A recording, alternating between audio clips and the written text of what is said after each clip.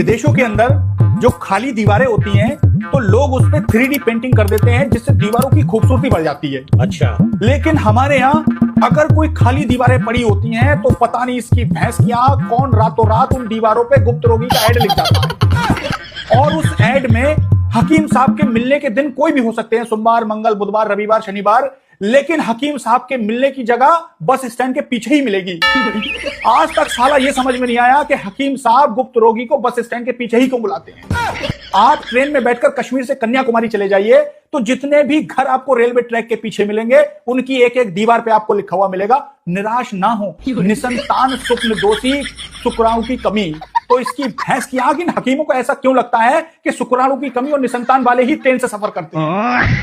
दीवार शहर की हो, दीवार गांव की हो, दीवार सरकारी हो, दीवार प्राइवेट हो, दीवार लकड़ी की हो, दीवार पत्थर की हो, दीवार रेलवे की हो, दीवार रोडवेज की हो, इसको इनसे कोई मतलब नहीं है। इनको बस दीवार मिल जाती है, दीवार देखते ही इसकी भैंस की आंख ये दीवार को रंगारंग कर देता है और किस टाइम रंगारंग करके चला जाता है पता ही नहीं चलता है। और जहां आदमी रुककर थोड़ा बहुत टाइम स्पेंड करता है उस जगह इसकी भैंस की आंख इसका ऐड जरूर मिलेगा। बात सही है। जहां पे लोग कूड़ा डालते हैं और पेशाब करते हैं वहां पे ये भाई साहब अपना ऐड लिखवा देता है। उधर बंदा पेशाब कर रहा है और नजर सीधी उसकी जा रही है शीघ्र पतन पे।